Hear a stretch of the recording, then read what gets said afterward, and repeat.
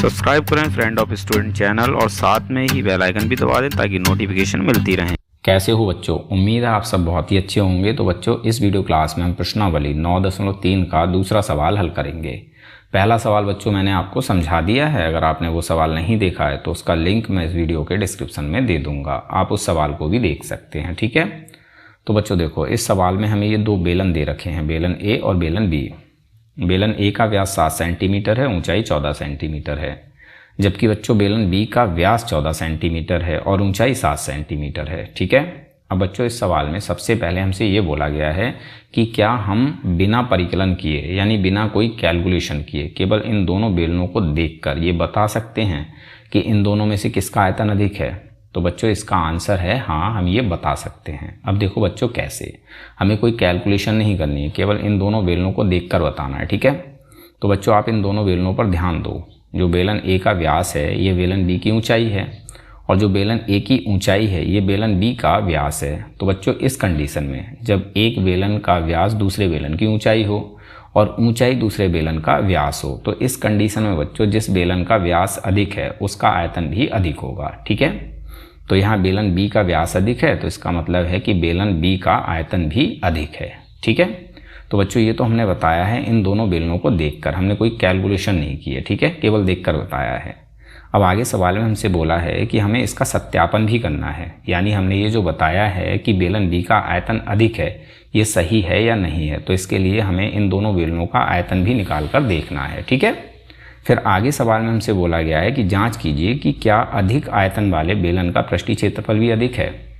तो अब हमें आगे क्या करना होगा कि इन दोनों बेलनों के पृष्ठीय क्षेत्रफल को निकाल कर भी देखना होगा और ये चेक करना होगा कि क्या अधिक आयतन वाले बेलन का पृष्ठीय क्षेत्रफल भी अधिक है या नहीं है। ठीक है, तो चलिए शुरुआत करते हैं दोनों के आयतन से। तो बच्चों हमने बिना किसी कैलकुलेशन के केवल देखकर बताया है कि बेलन बी का आयतन अधिक है। ठीक है, अब हमें इसका सत्यापन करना है, तो इसके लिए हमें दोनों बेलनों का आयतन निकालना है। ठीक है, तो सबसे पहले हम बच्चों बेलन ए का आयतन निकालेंगे। बेलन ए, इसका व्यास ये हमें दे रखा है 7 सेंटीमीटर। ठीक है, व्यास 7 सेंटीमीटर है बच्चों, तो इसकी त्रिज्या यानी आर कितनी हो जाएगी, त्रिज्या व्यास की आधी होती है, तो त्रिज्या हो जाएगी 7 की आधी यानी 7/2 सेंटीमीटर। ठीक है, और इस बेलन की ऊंचाई हमें दे रखी है 14 सेंटीमीटर। ठीक है, तो बच्चों इसका आयतन क्या होगा,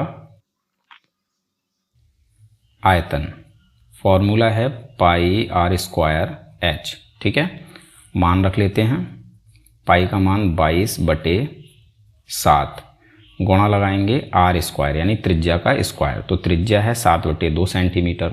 अब यहाँ आर पर स्क्वायर है तो हमें 7/2 सेंटीमीटर को 2 बार लिखना है, 7/2 गुणा 7/2। ठीक है, फिर गुणा लगाएंगे एच यानी ऊंचाई, तो बेलन की ऊंचाई है 14 सेंटीमीटर। ठीक है, तो यहाँ आ जाएगा 14। अब इसको हमें सॉल्व कर लेना है। तो देखो बच्चों 7 से 7 कैंसिल हो जाएगा, 2 से 22 11 बार में कैंसिल हो जाएगा, और 2 से 14 7 बार में कैंसिल हो जाएगा। ठीक है, तो बचेगा 11 गुणा 7 गुणा 7, तीनों की गुणा करेंगे तो हमें मिलेगा 539, और ये होगा घन सेंटीमीटर यानी सेंटीमीटर क्यूब। तो बेलन ए का आयतन है 539 सेंटीमीटर क्यूब। ठीक है, अब बात कर लेते हैं बेलन बी की। तो बच्चों बेलन बी का व्यास 14 सेंटीमीटर है और ऊंचाई 7 सेंटीमीटर है। ठीक है, तो इस बेलन की त्रिज्या कितनी हो जाएगी, 14 की आधी यानी 14/2। ठीक है, अब 2 से 14 7 बार में कैंसिल हो जाएगा, तो भाई त्रिज्या हो जाएगी 7 सेंटीमीटर। ठीक है, अब आयतन देख लेते हैं इसका कितना होगा। आयतन तो फॉर्मूला सेम रहेगा पाई आर स्क्वायर एच। ठीक है, मान रख लेते हैं, पाई का मान 22/7 गुणा लगाएंगे आर स्क्वायर, आर है 7 सेंटीमीटर, तो 7 गुणा 7 और गुणा एच यानी ऊंचाई, तो ऊंचाई भी है 7 सेंटीमीटर। ठीक है, तो इसको सॉल्व कर लेते हैं, तो 7 से 7 कैंसिल हो जाएगा, बचेगा 22 गुणा 7 गुणा 7, तीनों की गुणा करेंगे तो हमें मिलेगा 1078 घन सेंटीमीटर यानी सेंटीमीटर क्यूब। तो बच्चों बेलन बी का आयतन है 1078 सेंटीमीटर क्यूब, जबकि बच्चों बेलन ए का आयतन है 539 सेंटीमीटर क्यूब। तो किसका आयतन अधिक है? भाई बेलन बी का। तो बच्चों यहाँ पर हमने ये सत्यापित कर लिया कि बेलन बी का आयतन अधिक है। ठीक है, अब आगे सवाल में हमसे ये बोला गया है कि हमें ये भी जांच करना है कि जिस बेलन का आयतन अधिक है क्या उसका पृष्ठीय क्षेत्रफल भी अधिक है। तो इसके लिए अब हमें क्या करना है, इन दोनों बेलनों का पृष्ठीय क्षेत्रफल निकाल कर देखना है। ठीक है, तो चलिए पृष्ठीय क्षेत्रफल निकालते हैं। तो बच्चों सबसे पहले हम बेलन ए का पृष्ठीय क्षेत्रफल निकालेंगे। ठीक है, पृष्ठीय क्षेत्रफल का मतलब है कुल पृष्ठीय क्षेत्रफल।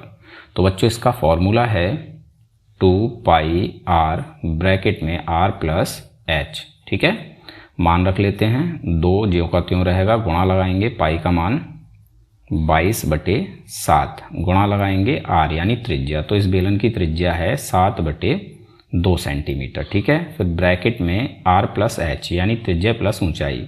तो त्रिज्या है 7/2 सेंटीमीटर प्लस ऊंचाई है 14 सेंटीमीटर। ठीक है, अब इसको सॉल्व कर लेते हैं। तो देखो बच्चों 7 से 7 कैंसिल हो जाएगा, 2 से ये 2 कैंसिल हो जाएगा, तो यहाँ बचेगा 22। ठीक है, और ब्रैकेट में हो जाएगा 7/2 प्लस 14, तो 7 ज्यों का त्यों लिख लो, प्लस लगा लो, 2 की और 14 की गुणा कर लो, तो ये हो जाएगा 28, और इन दोनों के बटे में आ जाएगा ये 2।